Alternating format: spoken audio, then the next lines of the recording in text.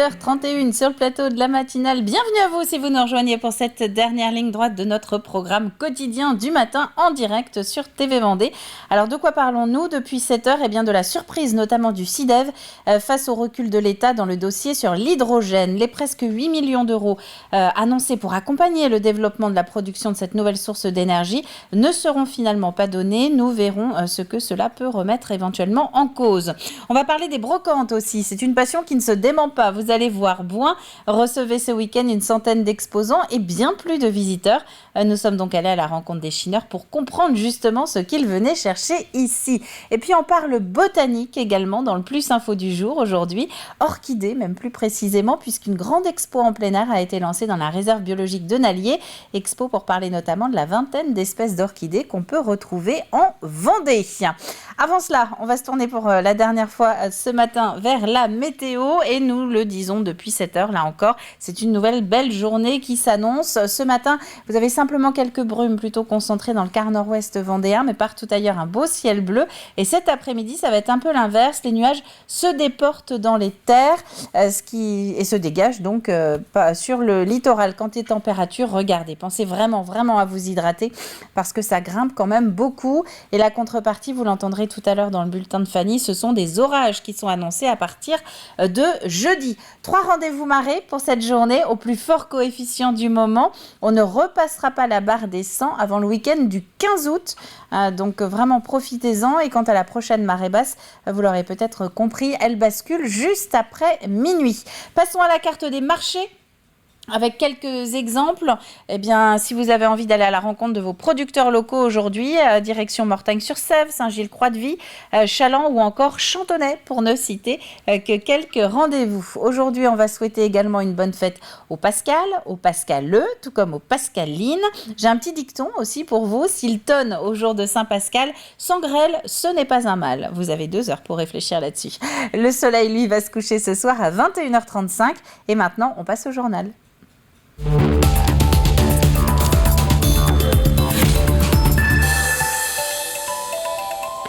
Et nous commençons donc avec cette nouvelle tombée courant mai. L'État se désengage du dossier vendéen hydrogène. Une enveloppe d'aide publique de quasiment 8 millions d'euros avait été annoncée pour accompagner les chantiers de production et d'approvisionnement lancés dans le département. Il n'en sera finalement rien. Écoutez les explications de Laurent Favreau, président du SIDEV, avec Pierre Dalicieux. Je suis au SIDEV, le syndicat des énergies vendéennes, avec son président Laurent Favreau. Bonjour. Bonjour.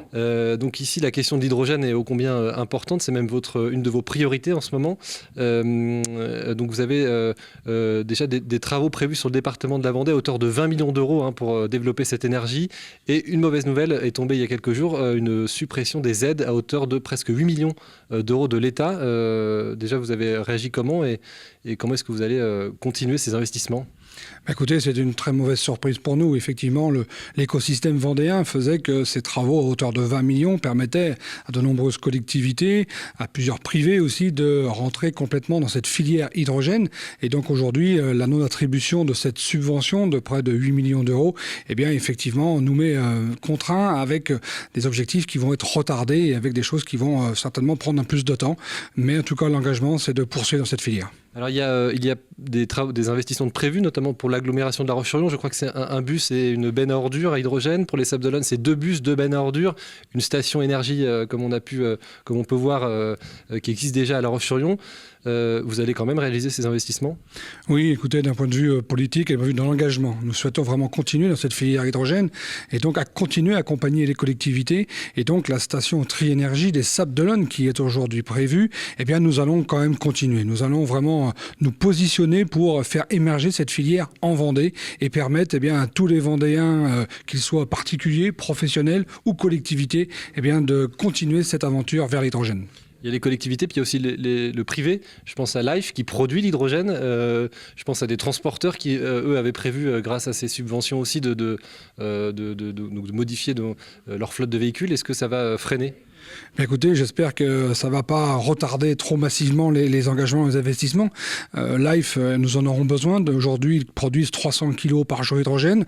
Avec cette accélération, cette volonté de développer l'hydrogène sur le territoire, eh bien, il nous faudra 1 tonne d'hydrogène par jour. Donc, il faut continuer à accompagner Life aussi. Et puis, les transporteurs qui veulent vraiment verdir leur flotte, donner un coup d'accélérateur à cette transition énergétique dans leur flotte automobile, eh bien, le rétrofit qui était prévu pour les 2 constructeurs, eh bien, j'espère qu'ils vont continuer aussi à œuvrer. En tout cas, nous allons essayer de continuer à les accompagner. Donc, je rappelle, 20 millions d'euros d'investissement prévu par le CIDEV sur le département de la Vendée pour l'hydrogène. Une suppression donc, des aides de l'État à hauteur de quasiment 8 millions d'euros. Mais des discussions sont en cours avec le ministère de l'économie et des finances pour trouver éventuellement des crédits supplémentaires. Et nous ouvrons à présent le chapitre des élections législatives. Nous sommes appelés, je vous le rappelle, à renouveler nos députés les 12 et 19 juin prochains. Ce sera dans chacune de nos 5 circonscriptions de Vendée. Et nous poursuivons donc notre tour d'horizon des candidatures qui s'officialisent. Place aujourd'hui à 2 des 5 candidats lutte ouvrière du département. Gilles Robin est enseignant. Il vit à La Roche-sur-Yon et il se présente donc sur la première circonscription. C'est une zone qui va de Bois-de-Séné à Sainte-Cécile en passant par Saint-Philbert-de-Bouenne dans le nord de la Vendée et La Roche-Nord. Sophie Barriot, elle, vous allez l'entendre juste après. Elle sera sur la 2e circonscription de La Roche-Sud jusqu'à la Faute-sur-Mer. Elle est cheminote. Les problèmes du monde du travail, ils sont identiques sur les circonscriptions, sur le département et nationalement. On peut prendre l'exemple des hôpitaux avec une pénurie de médecins, pénurie de personnel. Et le Covid n'a fait qu'aggraver les choses, une situation qui était déjà préoccupante. Mais ça, c'est valable aussi dans tout le domaine des santé. On a les auxiliaires de vie aussi qui sont pénalisés. Les infirmières scolaires, il n'y a pas longtemps, elles ont protesté pour leurs conditions de travail et leur manque de personnel. Donc pour nous, c'est ce qui est crucial. Et il y a aussi le problème du manque de ça, la rémunération, l'inflation qui pénalise notre pouvoir d'achat. Ce qui est important de défendre dans ma circonscription et dans toutes les circonscriptions, c'est pas spécialement la circonscription la 2e, c'est le monde du travail, défendre les travailleurs, uniquement, par des luttes déjà dans un premier temps, parce qu'on ne se fait pas d'illusions sur le gouvernement tel qu'il est. Donc ce sera des luttes, ce sera des combats, des grèves pour pouvoir obtenir ce qu'on souhaite dans le... Et nous poursuivrons la présentation des candidats dans les prochains journaux. J'en profite pour vous rappeler que TV Vendée vous proposera justement les 12 et 19 juin prochains 2 soirées électorales assez exceptionnelles puisqu'elles sont actuellement préparées et seront co-présentées avec 2 autres médias locaux vendéens. Ce sont nos confrères de RCF Vendée, la radio donc, et Ouest France, la presse écrite. Un petit tour à Saint-Gilles-Croix-de-Vie à présent où se tenait ce week-end la finale régionale du concours Un des meilleurs apprentis de France. Dernière étape avant la finale nationale qui est prévue en juin à Paris. 22 métiers étaient représentés pendant cette journée d'examen. Image ici de l'épreuve d'horticulture. Au total, 38 médailles d'or ont été raflées par la Vendée au cours de cette finale régionale. Ils ont dans les mains un métier, j'ai envie de dire de l'or, oui ils ont de l'or, parce qu'aujourd'hui ils sont médaillés d'or du concours régional, donc ils ont des compétences, des capacités de mettre en œuvre des choses très jolies au niveau de la maçonnerie, de la peinture pour ce qui nous concerne, mais aujourd'hui on avait 22 métiers. Voilà. Et c'est surtout sur leur CV à venir. On voit bien que nos jeunes qui, sur le CV, ont la ligne « j'ai participé, j'ai concouru au MAF, j'ai été médaillé d'argent, d'or », ça leur ouvre des portes pour continuer les études. Et puis des images également du 87e congrès national de l'Association des chasseurs de gibier d'eau. Presque 100 ans d'histoire donc, et pourtant c'est la première fois que la Vendée accueillait cet événement. Un rassemblement à Talmont-Saint-Hilaire pour parler de la sauvegarde des zones humides ou encore de la défense des intérêts des chasseurs de gibier d'eau. C'est un plaisir de partager, d'échanger, de toucher plusieurs sujets scientifiques, de partager nos avancées en données sur la biodiversité, sur l'état des espèces, sur la gestion de l'eau, qui est importante puisqu'on se rend compte que les zones humides disparaissent, ont disparu de plus de 50%. Et nous, notre axe de travail, c'est vraiment défendre les zones humides. Donc l'entretien des fossés, l'accès à l'eau, puisqu'aujourd'hui on se rend compte que nos zones humides, nos plans d'eau, parce qu'on gère des plans d'eau, sont vraiment des puits de biodiversité. Elles ont une forte valeur ajoutée pour favoriser la fructification des oiseaux, donc on favorise la reproduction et souvent on emploie le terme, nous sommes des producteurs de biodiversité. C'était un rendez-vous attendu dans le Marais breton. Bouin accueillait ce week-end sa grande brocante. On est loin du rendez-vous intimiste des débuts. Cette année, une centaine d'exposants s'y sont retrouvés et le public était au rendez-vous. Vous allez voir, les confinements ont suscité quelques vocations de chineurs. Colline Davy. Des tasses, des assiettes, des livres, des horloges, aucun doute, c'est le grand retour des brocantes et des vides-greniers. Le rendez-vous des passionnés et des gens du coin. J'adore tout ce qui est ancien. Je suis venu pour les gens, la convivialité et puis l'esprit de commerce et puis de faire des nouvelles rencontres, pourquoi pas, des gens qui perpétuent leur savoir-faire de certaines choses. Et puis moi j'adore. On habite dans le coin, on est venu manger au restaurant et puis après on est venu là, on n'habite pas très loin. Donc. J'adore faire les vides-greniers et donc il fait super beau donc je profite. Je ne pensais pas du tout que c'était aussi grand et qu'on pouvait trouver plein de petites choses comme ça. À Bouin, terminé le petit vide-grenier et sa vingtaine d'étals sur la place des Halles. La brocante se tient désormais dans tout le village et une centaine d'exposants s'y installent. On discute, on négocie des petites sommes. Hein. C'est à l'euro ou 50 centimes près. Hein. Ça permet de libérer certaines comme des verres, comme des choses, des assiettes qui ne servent plus, qui vont servir peut-être pour des gens que eux vont les jeter à la poubelle après, mais ça c'est pas grave, c'est le commerce. Cette brocante nouvelle version attire les foules. Après 2 années de confinement, certains se sont découverts un nouveau passe-temps. Et pour satisfaire cette clientèle, une invitée exceptionnelle, Diane Châtelet, figure de l'émission Affaires conclues. De quoi attirer les nouveaux passionnés. Les gens sont restés chez eux, ont fouillé, ont regardé les émissions, les livres, etc., Internet, les codes des artistes, par exemple, et viennent proposer dans les études, dans les maisons de vente, chez les brocanteurs, les antiquaires, plein d'objets. Donc il y a vraiment un regain d'intérêt pour cette activité. Aujourd'hui, c'est à Bouin, mais nous avons aujourd'hui même d'autres brocantes autour. Des brocantes qui intéressent de plus en plus les petits comme les grands. C'est à toutes les générations. Il y a les enfants aussi qui viennent chercher leurs petits jeux, les anciens qui viennent chercher des objets. Nous, on a foyer d'adultes handicapés, ils viennent faire leurs petits achats de vêtements. Il y a toutes les générations à vide-grenier. C'est les anciens, les brocanteurs, tout le monde. Et tout ce monde pourra se retrouver l'an prochain dans une version au moins aussi grande, si ce n'est plus. Et nous allons terminer avec la Vendée-Va qui s'apprête à reprendre la mer. La prochaine édition de cet événement de l'association Sapovaille est prévue en fin de semaine prochaine pour le week-end de l'Ascension. À cette occasion, les Sables d'Olonne vont passer à l'heure polynésienne. 250 rameurs internationaux sont notamment attendus pour la course de pirogue en haute mer, sans réel équivalent ailleurs dans le monde.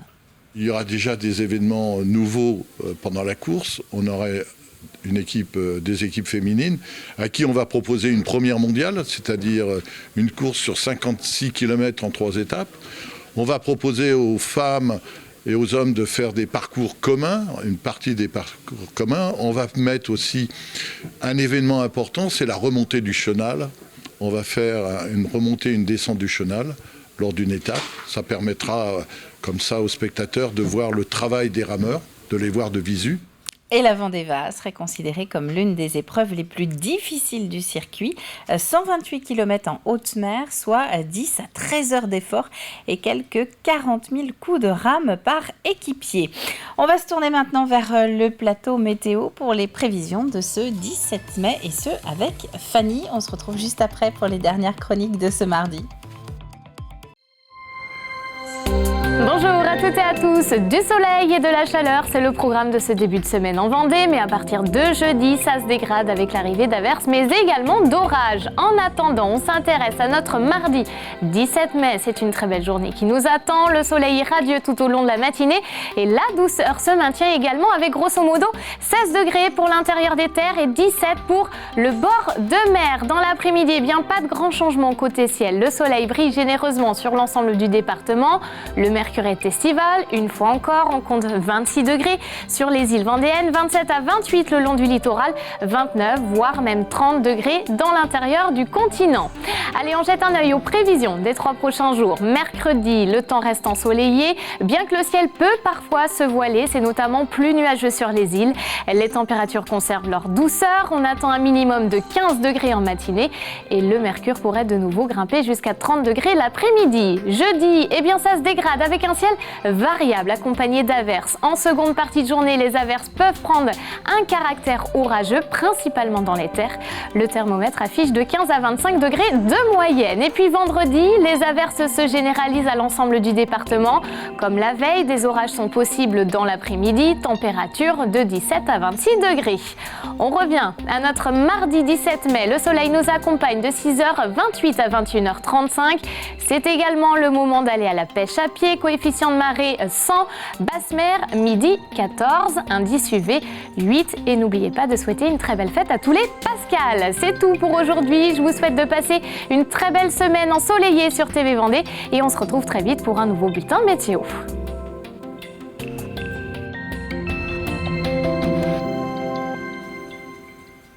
Et juste le temps de faire un petit point sur les nouveautés, de laisser Fanny quitter le plateau météo. Il est 8h46 et donc il est temps maintenant de passer au plus info du jour. On va parler orchidées. Une grande exposition a été lancée il y a quelques semaines au cœur de la réserve biologique départementale de Nallier, dans le sud Vendée, avec un thème très précis. Vous allez voir la présentation des espèces d'orchidées qui sont justement présentes en Vendée.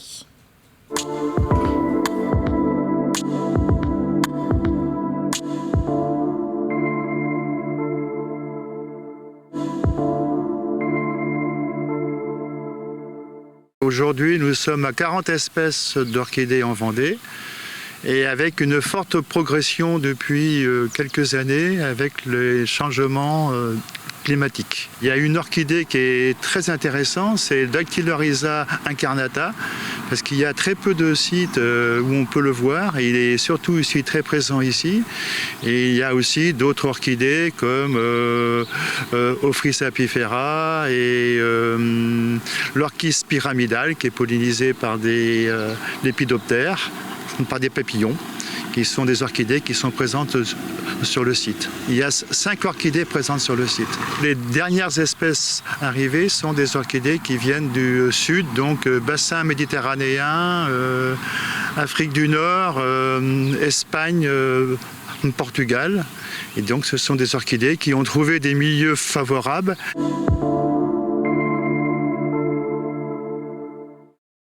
Les orchidées sont très belles en photo.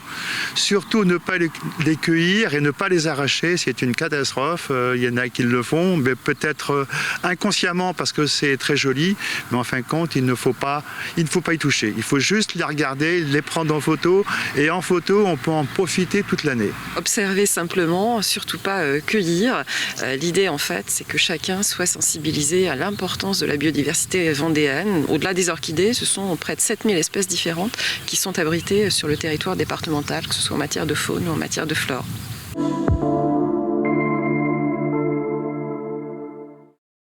Effectivement, la Vendée abrite une quarantaine d'espèces d'orchidées. Alors des orchidées qui font partie de la biodiversité ordinaire, des orchidées un peu plus extraordinaires. Et l'objectif de cette exposition, c'est effectivement de permettre de connaître ces différentes espèces et leur localisation en Vendée. Ce sont effectivement d'assez grands panneaux qui sont répartis à l'entrée du site avec une petite fiche explicative d'information et puis une petite cartographie pour expliquer à quel endroit en Vendée ces espèces ont été répertoriées. Effectivement, nous sommes à une période cruciale d'érosion généralisée de la biodiversité. La Vendée est un département particulièrement riche en biodiversité, mais l'on constate déjà un certain nombre d'effets négatifs. Et l'idée, c'est effectivement d'apprendre à connaître, pour apprendre à aimer et protéger, bien sûr, sans cueillir ces différentes espèces. Tous les après-midi, à partir de 14h30 jusqu'au 6 novembre prochain, l'exposition est en libre accès, totalement gratuite pour le grand public.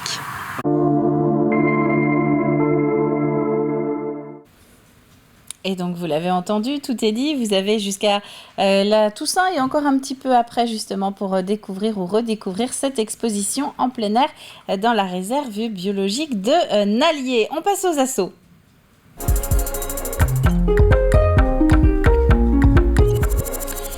Le coup de pouce va d'ailleurs rester un petit peu dans le thème puisqu'Alexandre Debray est allé à la rencontre de l'ADEVE, Agir pour l'environnement en Vendée. Le siège est à La Roche-sur-Yon. Il y a 4 salariés et il y a besoin de bénévoles. Bonjour et bienvenue à l'ADEVE. Merci de nous accueillir ce matin. L'ADEVE, c'est une association qui est bien ancrée dans le territoire. Est-ce que vous pourriez nous rappeler ses missions, comment elle fonctionne, quelle est son histoire à l'ADEVE ? Alors l'histoire de l'ADEVE est assez ancienne puisque l'ADEVE a été créée en 1968 et elle a passé de nombreuses étapes. Elle a créé entre autres l'Observatoire d'oiseaux de l'île d'Olonne. Et aujourd'hui, l'ADEVE, c'est une association de défense de l'environnement en Vendée. L'ADEVE a trois pôles, 3 activités ou 3 métiers. Le premier métier, c'est le pôle animation, éducation à l'environnement. Un métier naturaliste, un chargé d'études qui fait de nombreuses études pour différentes associations ou collectivités territoriales ou des entreprises. Et puis, la 3e mission, c'est la mission de défense de l'environnement, proprement dite, où les bénévoles sont présents dans différentes commissions, soit départementales ou collectivités locales, et nous apportons notre avis sur un certain nombre d'actions ou de projets sur tout le département. Alors nous recherchons surtout des bénévoles pour nous aider dans la gestion du conseil d'administration parce que gérer une association avec 4 salariés c'est relativement lourd et là nous avons besoin de personnes provenant de toutes sortes d'activités, de toutes sortes de compétences mais qui s'intéressent à l'environnement bien entendu et qui sont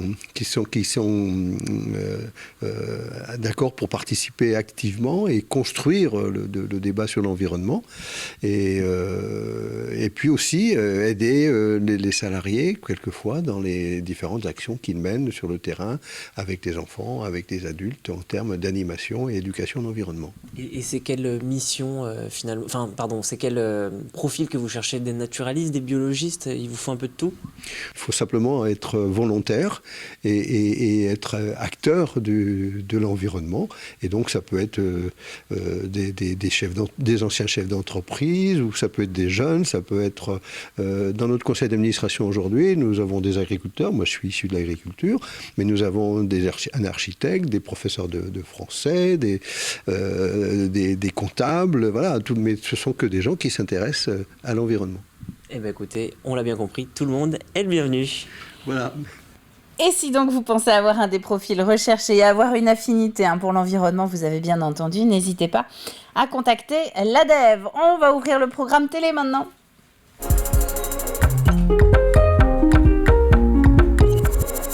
Et vous allez pouvoir faire une petite place à Backstage dans votre planning du jour. David Auvinet vous propose cette semaine de découvrir Lila qui vient de sortir un nouvel album, le 3e de sa carrière. Une carrière qui a commencé très jeune, vous allez voir. Alors à 9 ans, j'apprends le clavier. La difficulté était de trouver un professeur de piano là où j'habitais à l'époque. Et puis mes parents ont trouvé un professeur de musique qui était musicien d'orchestre et qui se mettait à donner des cours de musique. Donc j'ai commencé par le clavier. Et à 13 ans, du coup, tu intègres un premier orchestre de bal, mais là, tu es musicienne à ce moment-là, 13 ans. Ouais, c'était très drôle parce que j'étais dans un centre de vacances en fait pour l'été, et puis le 14 juillet, je vois les musiciens s'installer sur le podium dans le centre de vacances. Et puis j'étais une toute petite fille comme ça avec les yeux qui brillaient. Et puis le batteur, qui était donc le chef d'orchestre, me voit et me demande si je veux monter sur scène. Et puis ça s'est fait comme ça en fait. Il a su que je jouais de l'orgue. Il connaissait mon père parce qu'on vivait dans un petit village. Ouais. Donc il a appelé mes parents et il m'a dit si tu veux venir jouer ce soir, tu peux. Wow. Et c'est comme ça que j'ai commencé en fait. Et 15 ans, ton rêve d'enfant arrive parce que là, du coup, on t'offre un piano. Ouais. Ça a été une grande surprise parce que mes parents m'en avaient pas parlé du tout. Ils sont arrivés avec ce piano à la maison et là, j'étais encore une fois comme une petite fille devant le sapin de Noël. Et très vite, je me suis aperçue que le piano, c'était pas le même jeu que le clavier, en fait. Donc, j'ai été face à une vraie difficulté et pour pallier cette difficulté, je me suis mise à chanter en fait. C'est comme ça que j'ai commencé à chanter. Et le fait de chanter m'a poussée à trouver en fait une façon de m'accompagner au piano. Et c'est comme ça que du coup les choses se sont faites tout naturellement. Et pour en savoir un petit peu plus, vous allez pouvoir retrouver l'intégrale de Backstage toute la journée sur TV Vendée, et notamment à 19h50. Sinon, je vous rappelle que vous avez également la chaîne YouTube de TV Vendée pour les visionnages à la demande. On passe au jeu.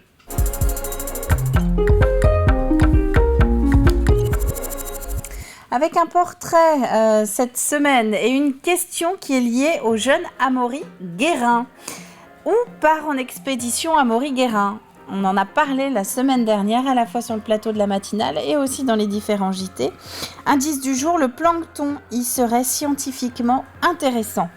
Le plancton y serait scientifiquement intéressant et j'en profite pour vous rappeler que l'ensemble des indices sont ensuite mis sur la page Facebook de TV Vendée ainsi que sur notre site internet. Et à la clé cette semaine, eh bien, l'un d'entre vous repartira avec 2 entrées adultes pour Legendia Park. Ce parc donc à Frossé au sud de la Loire-Atlantique. C'est à 30 km au nord de Bouin pour vous situer même un petit peu plus précisément. 2 entrées adultes donc à gagner pour Legendia Park. C'est la fin de cette matinale et oui, il est déjà 8h56.